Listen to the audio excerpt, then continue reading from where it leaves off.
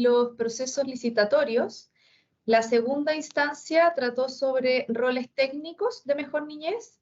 La tercera sobre la normativa financiera, y teníamos pendiente esta cuarta instancia sobre reglamento de pago, la cual, si bien estaba calendarizada para varios meses atrás, tuvo que ser pospuesta hasta tener la toma de razón del reglamento por parte de Contraloría, lo cual ocurrió hace unas semanas atrás. Por lo tanto, hoy día ya nos encontramos en condiciones de poder hacer esta presentación a ustedes. El objetivo de esta instancia es generar un espacio de información que, además de realizar eso, nos pueda permitir una interacción con ustedes, los organismos colaboradores, y así levantar cuáles son sus comentarios sobre la temática que vamos a tratar en cada una de estas instancias, las aprehensiones que tienen, pero también las propuestas de mejora que ustedes tienen para cada uno de estos temas. Siempre, por supuesto, considerando que nosotros tenemos que enmarcarnos dentro de la normativa que rige a este servicio. Bueno, si bien luego de cada una de estas instancias recién mencionadas, nosotros emitimos un informe, lo que tenemos un preinforme, según cada temática, lo que tenemos prometido hacer, y es lo que vamos a hacer luego de esta instancia, es elaborar un documento completo que sistematice todo aquello que fue transmitido, pero todo aquello también que ustedes entregaron como aprehensiones y como propuestas de mejora, ¿ya? Para que este documento sea publicado y de conocimiento de todos, el cual, por supuesto, también va a ser enviado a cada uno de los participantes de estas instancias. La metodología, ahí, bueno, ustedes ahí estamos compartiendo. Esto va a tener una duración de unas 2 horas y se va a componer de la siguiente forma.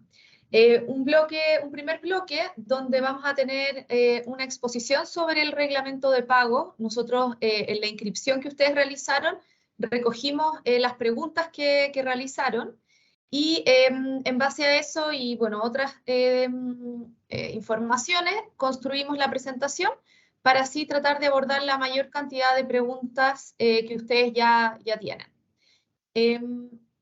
Nosotros sabemos que igual van a ir surgiendo nuevas preguntas, pero para ser consecuentes con la metodología, lo que les pedimos es que todas esas preguntas puedan ser entregadas en el chat, porque después nosotros tomamos todas estas preguntas y son parte importante de la sistematización de lo que vamos a elaborar en el informe, y además es insumo primordial para que nosotros podamos hacer el desarrollo de las respuestas que entreguemos sobre esas dudas que ustedes tienen.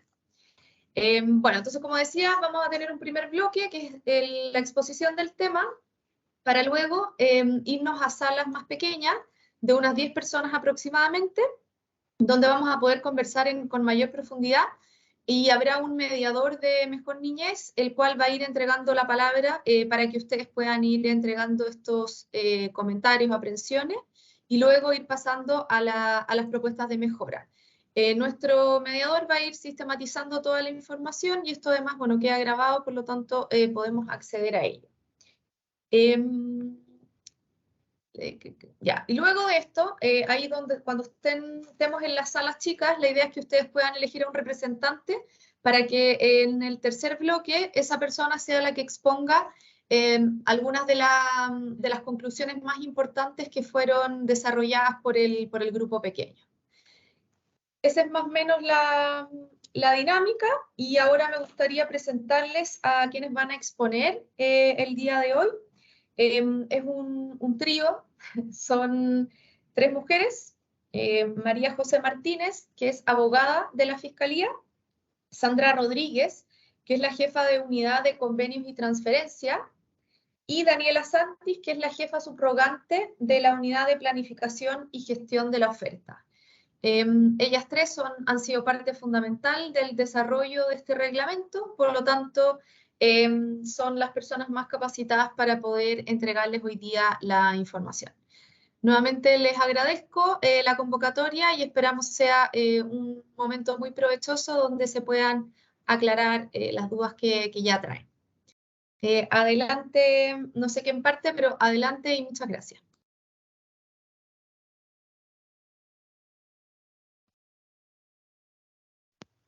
Hola a todos, buenas tardes. ¿Se escucha? Sí. Ya. Mi nombre es María José Martínez, soy abogada de la Fiscalía de la Dirección Nacional, ¿ya? Y junto con las otras expositoras hoy día vamos a hablar del reglamento de pagos. Específicamente, este reglamento está contenido en el decreto 19, ¿ya? La primera parte de lo que les vamos a comentar en esta exposición tiene que ver con el contexto, es decir, cómo nace este reglamento de pagos, ¿ya? Si puedes avanzar. Gracias. ¿Qué pasa? Como ustedes saben, la ley 21.302, que crea el nuevo servicio, establece además sus normas de funcionamiento, entre otros, pero algo importante que hace esta ley es que contempla disposiciones que modifican la ley 20.032, que tiene que ser una ley que es conocida de ustedes porque era la que se aplicaba en Sename para las subvenciones, ¿ya? ¿Qué pasa? Dentro de estas modificaciones que se introdujeron a esta ley, específicamente tenemos una norma que es súper importante, que es el artículo 3º. Este artículo 3º establece las nuevas líneas de acción del servicio y que entraron en vigencia el 1 de octubre del año 2021. ¿Qué pasa? Estas nuevas líneas de acción van a tener programas nuevos de protección especializada. Y el inciso segundo de esta norma dice que a través de un reglamento que va a dictar el Ministerio de Desarrollo Social y Familia, junto con el Ministerio de Hacienda, ya van a considerar estos nuevos programas. ¿Qué pasa? El artículo 18 de la ley 21.302, que es el que está citado aquí, dice que estos programas tienen que cumplir con ciertas evidencias técnicas, ¿ya? Ciertas revisiones. Y por otro lado, el artículo 10º transitorio de la ley 21.302 estableció un plazo para la dictación de los reglamentos. Lo más probable es que ustedes, si es que revisaron la ley, se dieron cuenta que hay varias remisiones a reglamentos. Entonces, ¿qué pasa? Tenemos esta ley, que es la 21.302, que fue publicada en el Diario Oficial el 5 de enero del 2021 y que estableció un plazo máximo de 18 meses para la confección de estos reglamentos. Y a su vez estos tienen que cumplir con ciertos requisitos. Específicamente, el de programas tiene que cumplir con lo establecido en el artículo 18, que es lo que están viendo en la lámina, ¿ya? ¿Por qué les explico todo esto? Es para que ustedes entiendan el contexto y que en el plazo que fue de implementación se pensó por los distintos ministerios, Desarrollo Social, Hacienda, cómo se iba a trabajar para contemplar estos nuevos programas. En esa revisión se determinó que como el plazo máximo para dictar los reglamentos era 18 meses y como a su vez se tenían que cumplir con ciertos requisitos o parámetros, se iba a dictar un reglamento que iba a tener por objeto la continuidad de la oferta programática. Esto significaba que este reglamento, que internamente le llamamos Pagos 1, pero que es el que está contenido en este decreto 19, va a en general a tratar los mismos programas que se venían ofreciendo en Sename. ¿Ya? Esa es como la idea.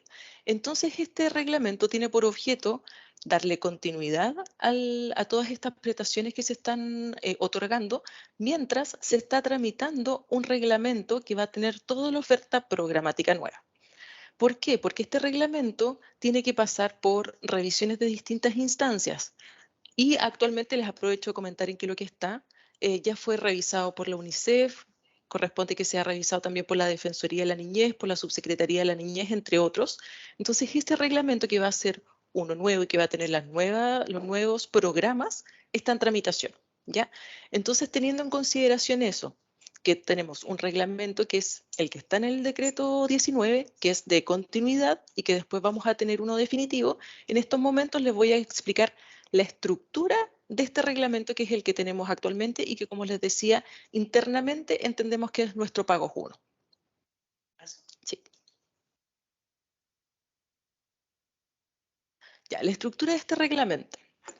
Como les decía, como es un reglamento de continuidad, se tomaron muchos elementos del decreto anterior, que era el que regulaba todos los pagos en Sename, que es el 841, que me imagino que ustedes ya manejan con bastante detalle.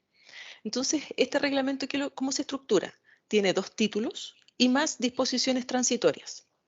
En el primer título, que tiene 2 párrafos, están las disposiciones generales, que implica el objeto que se está regulando en este reglamento, y además tiene un párrafo segundo que se refiere al llamado a concurso y a los proyectos de emergencia.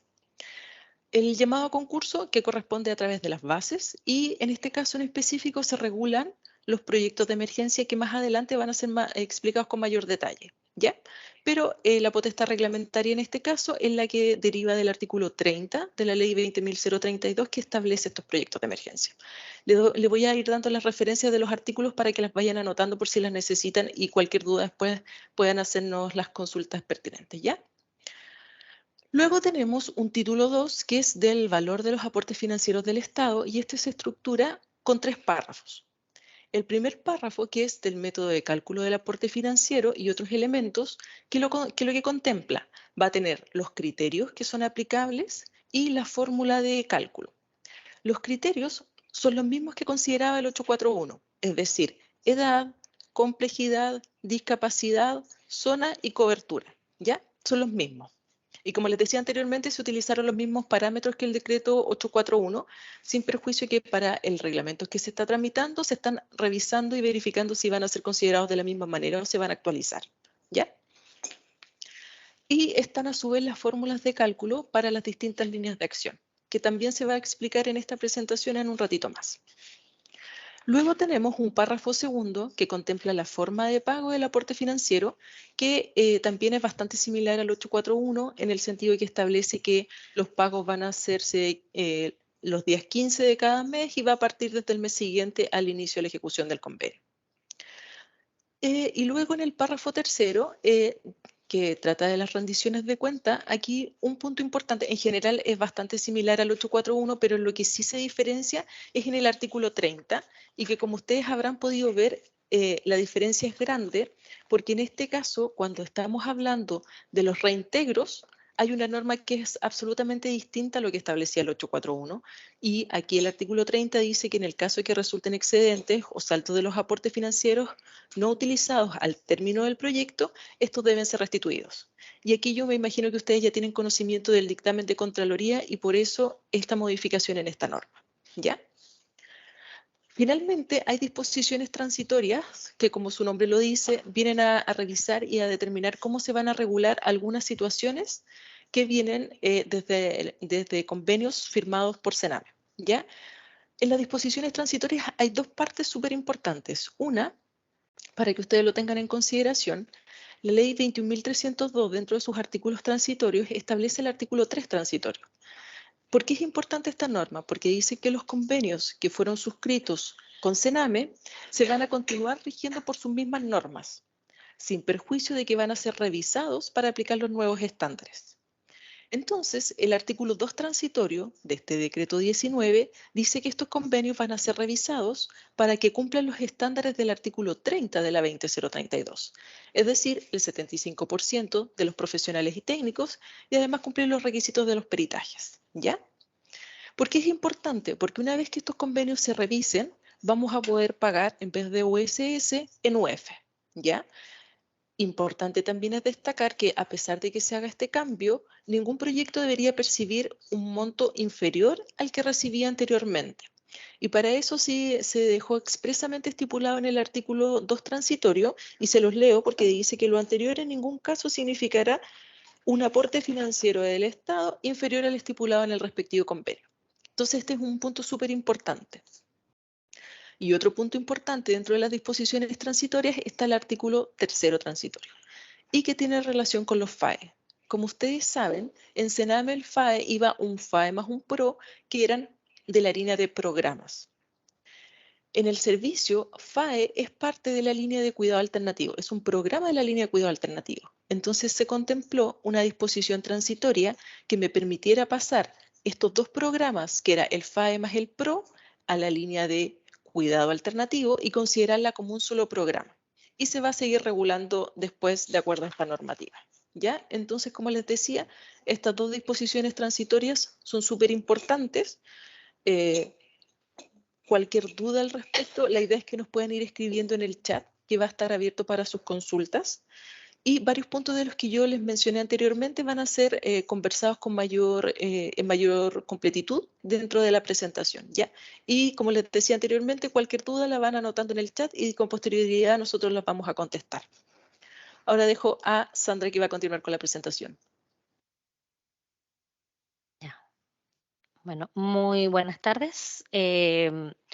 A mí me toca explicar en esta presentación todo lo que son las formas de pago de todas las modalidades y líneas que tenemos actualmente, que como ya les había dicho María José, son en su gran mayoría, por no decir que en su totalidad, la continuidad de lo que era la oferta vigente que teníamos en Sename. Uno de los principales cambios que nosotros tenemos que implementar a medida que vayamos licitando la oferta nueva o vayamos pudiendo hacer la revisión de los convenios vigentes y que se le está aplicando a todos los convenios firmados por asignación directa que hemos hecho hasta el momento, que en su principal son residencias y creo tenemos un solo ambulatorio. El principal cambio es que el pago pasa de unidad de subvención Sename, lo que era la USS, a unidad de fomento. Valorizada esta a lo que es el 1 de enero de cada año. Es decir, no vamos a pagar a la UF vigente el día del pago, sino que todos los pagos se van a hacer al valor de la UF del 1 de enero de cada año. Otra de las preguntas que normalmente nos hacen es que cómo se calcularon esos factores base UF que se están publicados en el reglamento. En primera instancia, la fórmula que se utilizó era el valor base USS que había el año pasado por el valor de la USS del año pasado entre la UF del 1 de enero de ese año. La excepción a este cambio, la excepción a este ajuste son, uno, el PEE, porque el PEE se tuvo que ajustar al máximo tope de banda para la línea de intervenciones ambulatorias porque su pago en USS aplicado a esta fórmula superaba dicho monto. El otro cambio que se hace es el cambio de los FAE. Como ya explicaba María José, es porque los FAE ahora van a pasar a ser de cuidados alternativos. Se suma como un pago único lo que se pagaba por FAE y por PRO, y a eso fue que se le aplicó esta fórmula y se dividió en un 50% en factor fijo y 50% en factor variable. Y el último gran cambio es el de las residencias, que como porción total, que como factor base total, la suma del su fijo más su variable, se optó por esta misma fórmula, pero a excepción de lo que hacía en Sename, que dividíamos en el 70-30, 70% variable, 30% fijo, estas van a pasar también al 50-50. ¿Ok? Los criterios de pago son los mismos criterios de pago de momento que existían en Sename en el decreto 841. Para lo que era el fijo residencial, a excepción de lo que es la vida familiar, teníamos estos factores de edad. Para la vida familiar como tal, tenemos otros factores de edad y estos de vida familiar son los que son las RBA y actualmente una RBT que estamos en camino. Aún no hemos diseñado lo que es la línea para lactantes en vida familiar. ¿Okay? También tenemos los criterios de discapacidad, los mismos que vieron en el 841, que se aplican a residencias, a RBAs y a RBTs y también al programa PAT. El acercamiento familiar para el caso de las residencias de vida familiar y la complejidad para el caso del FAE. También tenemos en el criterio de cobertura para la línea cuidado alternativo, específicamente residencias, por sus tipos de tamaños de residencias, y el criterio de cobertura que se está estableciendo para la nueva línea de intervenciones ambulatorias de reparación del multimodal territorial, que ya no se llama así, pero originalmente se llamaba multimodal territorial. Esta es una nueva línea que todavía no hemos licitado, pero ya se estaban estableciendo las bases para ella en el reglamento de pagos 1. Y finalmente tenemos el criterio lugar, que cada comuna tiene establecido su lugar y por cada lugar estos son los factores que se pagan. ¿Ok? ¿Cómo son las fórmulas de pago? Para la línea de diagnóstico clínico especializado, en este momento tenemos en esa línea solamente a los DAM en este reglamento de pagos. la fórmula de pago es el número de diagnósticos realizados en el mes por las 5.1 UF base que ahí se establecen, más un criterio de lugar, todo ello multiplicado con la UF el 1 de enero. ¿Ok? En este momento, como ninguno de esos programas ha sido revisado, se siguen pagando con las condiciones CENAME, que son USS. ¿Ok? El número de diagnósticos a ser cancelados en el AFE como aporte financiero al Estado es como tope máximo el convenio. Eso no significa que nosotros no vamos a pagar las plazas de sobrecupo, porque las sobrecupo de alguna manera se rigen por lo que es o no las instruye de alguna manera la ley 19968 de tribunales de familia, que habla de que tenemos que tener atenciones prioritarias aun cuando no exista para ello cupo en la región. Por otro lado, con distintos dictámenes de Contraloría, tampoco podemos tener un enriquecimiento ilícito. Por tanto, como servicio, reconocemos la existencia de sobrecupos, de atenciones hechas por sobrecupos, que si cuentan con su orden de tribunal que dictan que eso es un 80 bis, se pagan como plaza 80 bis. Y estamos procurando que esto no sea en un plazo mayor de 45 días prestada la atención, es decir, máximo mes y medio después que hacen ustedes su cierre RAM. Para la línea de intervenciones ambulatorias, lo que es la continuidad de la oferta, tenemos que la fórmula, para todos es más o menos la misma fórmula, es el mismo criterio de fórmula, lo que cambia es el valor base de pago. Para lo que es el actual PPF, es igual al número de niños atendidos con registro de derecho a pago. Esto quiere decir, ustedes tienen un NEA que tiene por lo menos una atención con derecho a pago, ese niño entra como plaza convenio a pago. Si tienen más de una, entra una sola vez. Si no tienen ninguna atención con derecho a pago, no entran a pago. Eso se multiplica por su base UF más su lugar por la UF el 1 de enero.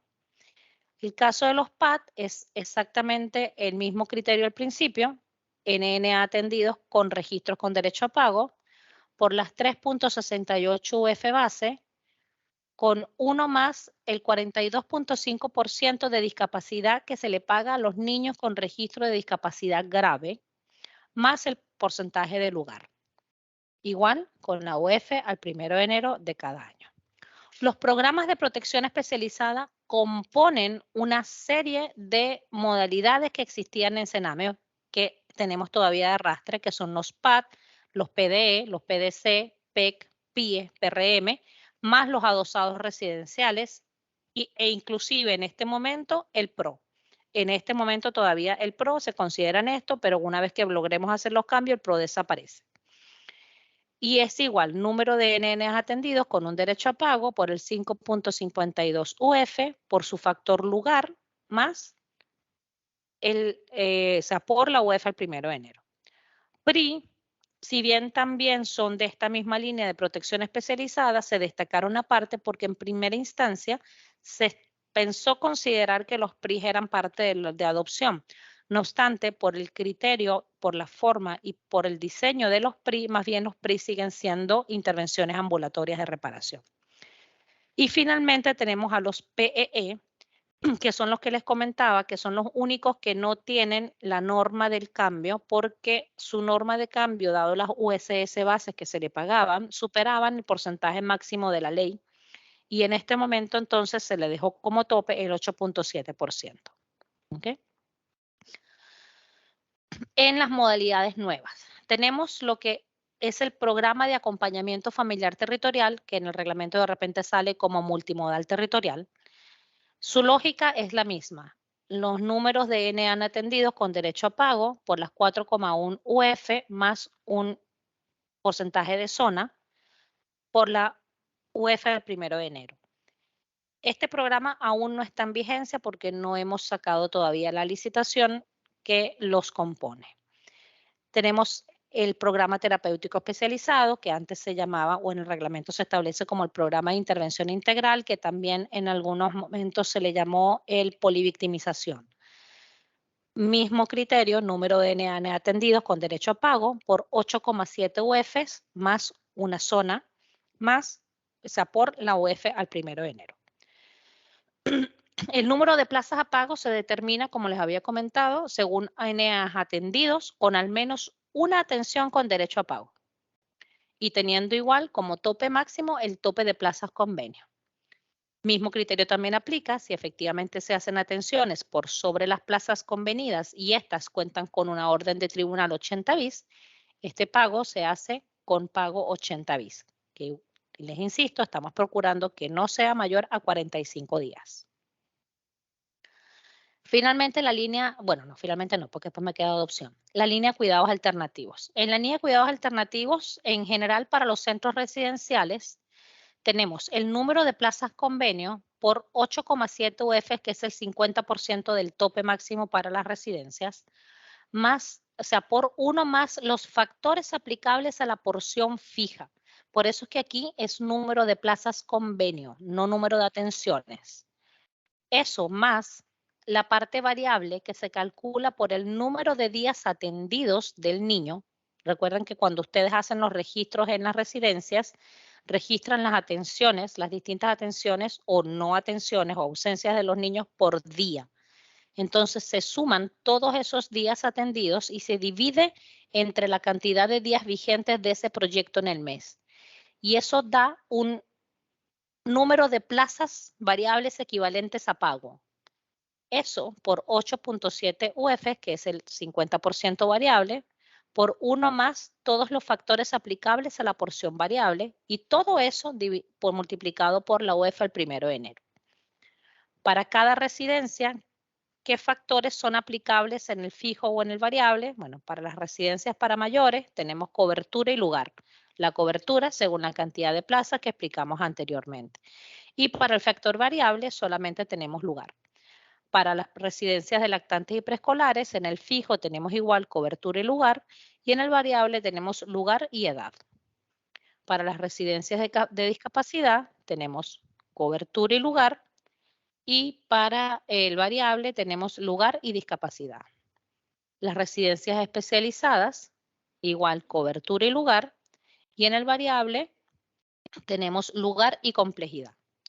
Las residencias de madre adolescente en el fijo cobertura y lugar y en el variable solamente lugar. Y las residencias de vida familiar en general tenemos edad y lugar en el fijo y lugar más discapacidad más complejidad en el variable.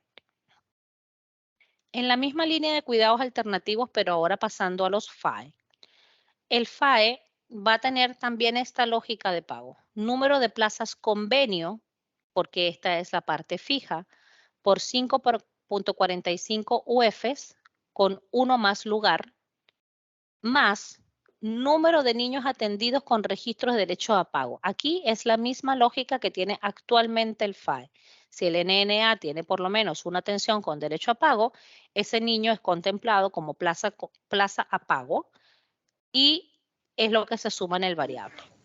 Por las 5,45 UF, por 1 más lugar, más complejidad, y todo eso por la UEF al 1 de enero.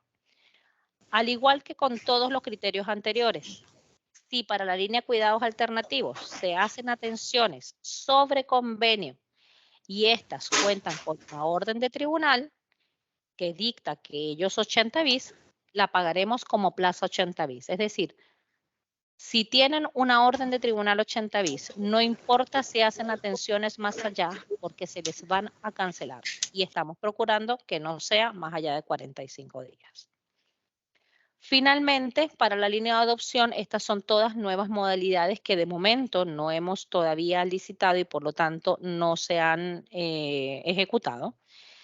Tenemos que es la misma fórmula de pago para lo que es los programas de apoyo y orientación a la familia de origen, programas de recepción y cuidado del niño, programa de evaluación técnica de los solicitantes y preparación para la adopción, que es igual el número de los niños atendidos con registros y derechos a pago. En este caso, a veces no es solo el NNA porque algunos de estos programas están más bien orientados a la familia que va a adoptar al niño. Entonces, se pone NNA porque se supone que se están haciendo las evaluaciones es para un niño en específico, pero a veces el sujeto de atención puede que no sea un niño como tal, sino la familia que lo va a adoptar.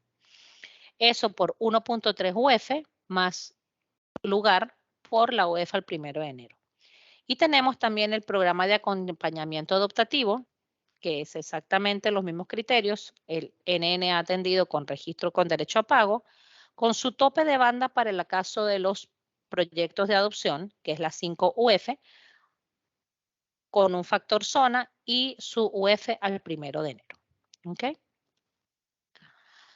Ok, no. Ahora le dejo entonces ahora el paso a Daniela Santis, que va a explicar algunas de las novedades y preguntas frecuentes que nos han llegado con respecto a este reglamento de pago.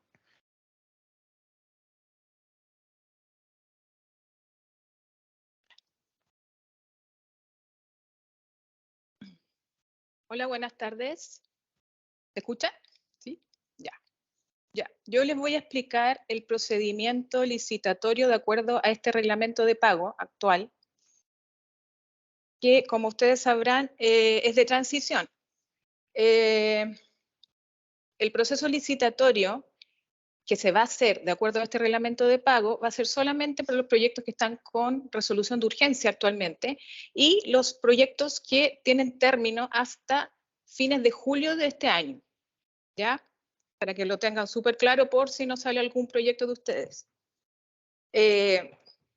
A ver, las modalidades que se van a licitar de acuerdo a este reglamento de pago son de cuidado alternativo y intervenciones ambulatorias de reparación. De cuidado alternativo se va a licitar tanto tipo residencial, que son las residencias actuales, que son RPM, REMPER, perdón, RMA, RDS, la RBA y la RBT, las modalidades que ya conocemos. El tipo familia de acogida es el tipo de cuidado alternativo familiar, como le llamamos, ¿ya? Y este se va a licitar solamente como FAE, sin el PRO.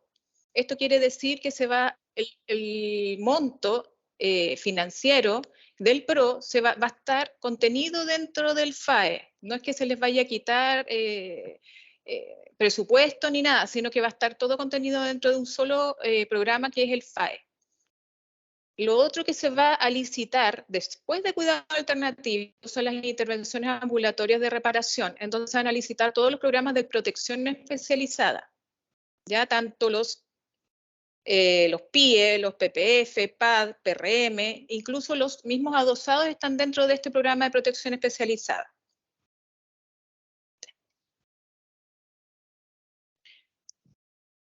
Para explicarles mejor el marco del proceso licitatorio, ¿en qué nos fijamos nosotros cuando hacemos un proceso de licitación? En 4 cosas súper fundamentales. La primera, para poder hacer el anexo 1, el marco legal, que es lo que ya hablamos de la ley y el nuevo decreto número 9, que es este reglamento.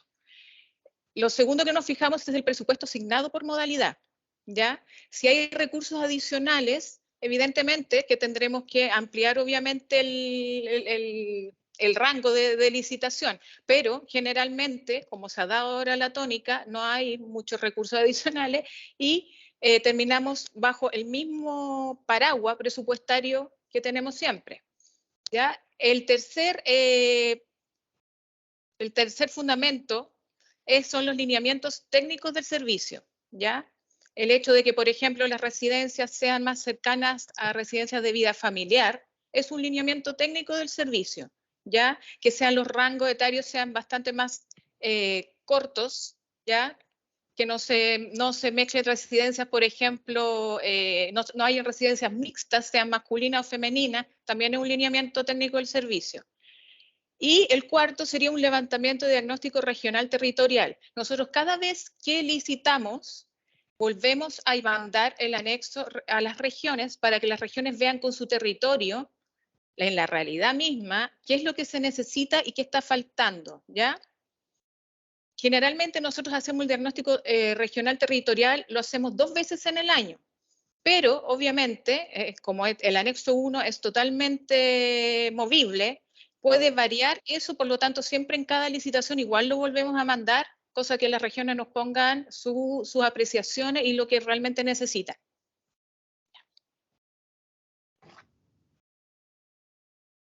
Las diferencias, así como una especie como de compilado, las diferencias entre este reglamento y el anterior que impactan al proceso licitatorio, es obviamente lo que dijo Sandra, la unidad de pago pasa de USS a UF, es como una de las cosas más importantes, y lo que también es muy importante, y eso que para que lo tengan sumamente claro, son los requisitos para pago, ¿ya?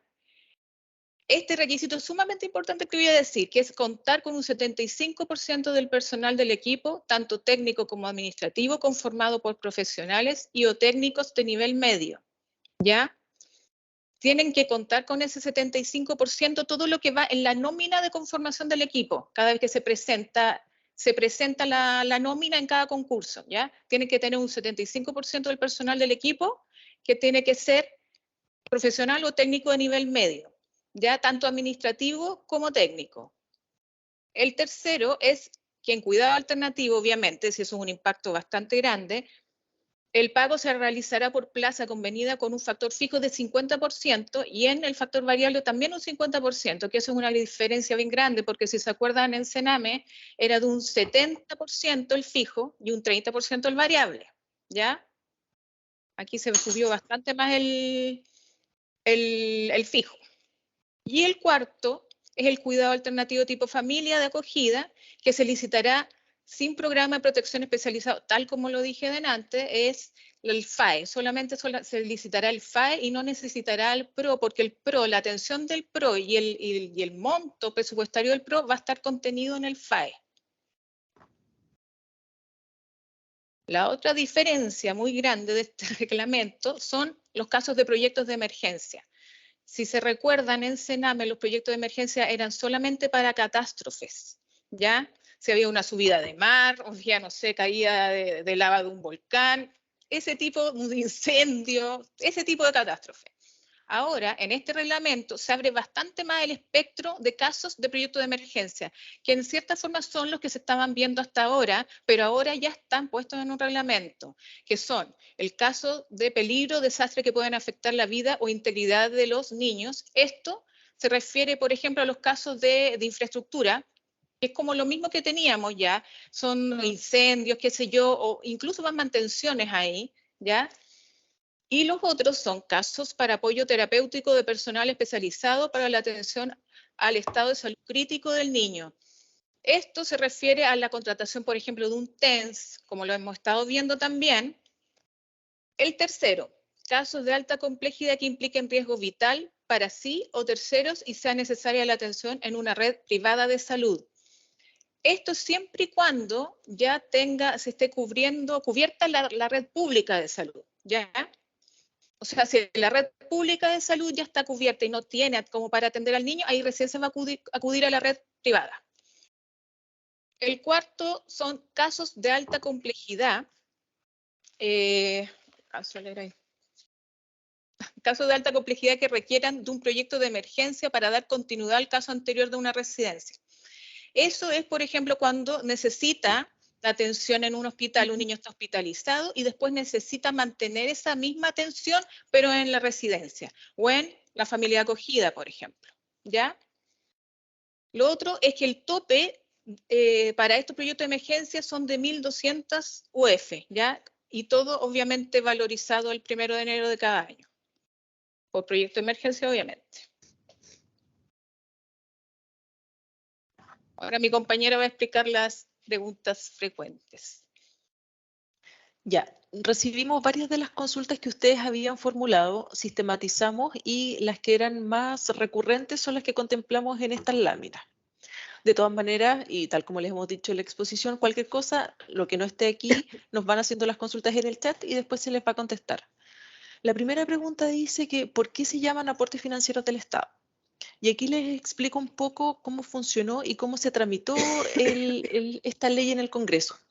En su momento se discutió cuál iba a ser el nombre y dado que no era muy probable que no se alcanzaran a cubrir el total de los montos asociados a los proyectos, se iban a denominar aportes financieros. Y por eso se hizo una modificación y ya no se habla de subvención, sino que de aportes financieros. Porque como les decía, no necesariamente se van a cubrir todos los gastos, ¿ya? La segunda pregunta, y que es súper importante y que me permite explicarles algo, y que dice relación de cuándo vamos a considerar el valor del UF, ¿ya? Aquí yo tengo que hacer una distinción, y esta distinción es importante, tratándose de los convenios que fueron suscritos en Sename, por un lado, y por el otro tengo todos los convenios que se suscriban en razón de este nuevo decreto del 19. Los que vienen del Sename, como ustedes saben, su unidad de medida era la USS. Pero en razón de las disposiciones transitorias del decreto, nos permiten hacer el cambio una vez que se revisen y se verifiquen que cumplen con los requisitos del artículo 30. Entonces, una vez que se revisen y efectivamente se pueda verificar que el respectivo proyecto cumple con los requisitos, ya le podemos empezar a pagar en UF. Eso respecto de los convenios que se firmaron en Sename. Respecto de los nuevos convenios, es decir, de las licitaciones, por si acaso licitaciones o concursos públicos se utilicen distintamente en las leyes, ¿ya? Así que si en alguna parte ven concursos públicos, es igual a licitaciones públicas. Concursos públicos lo trata la 20032 y de licitaciones públicas habla la 21302, para que lo tengan presente. ¿Ya? Entonces, con las nuevas licitaciones que se suban y los convenios que se suscriban, ahí ya van a venir en UF. Entonces, ahí nos permite hacer la distinción de cuándo van a aplicar las UF. La siguiente pregunta, ¿qué pasa? Que nos preguntan efectivamente qué pasa si la subvención entregada no alcanza todos los gastos. Como les dije anteriormente, esto se pensó y por eso se cambió el nombre de subvención a aportes financieros, porque efectivamente puede que los montos no sean suficientes, por lo cual los proyectos deberían gestionar recursos propios. La próxima pregunta, no sé si le quieres contestar tú, Sandra. Sí. Ya, ahí entonces dicen, bueno, nos habían hecho una pregunta que si se pagarán con sujetos en atenciones ausentes u hospitalizados. Presumimos que esto es para específicamente la pregunta va relacionada con la línea de cuidados alternativos de centros residenciales. Para esta línea de cuidados alternativos hay 4 tipos de registro de atención en los niños. 1 es que el niño esté presente, 2 que esté en familia, 3 que esté hospitalizado y 4 que esté ausente.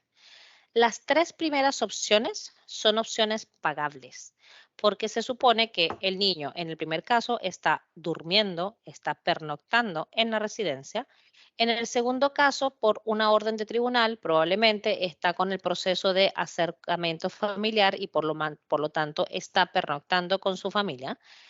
Y en el tercer caso es porque el niño, por algún tipo de necesidad, tiene que estar hospitalizado, pero eso no descuenta de que el proyecto en el cual él está vigente tenga que estar pendiente de ese niño y por lo tanto esa es una atención pagable porque ellos tienen que hacer gestiones para hacerle seguimiento al niño en el hospital.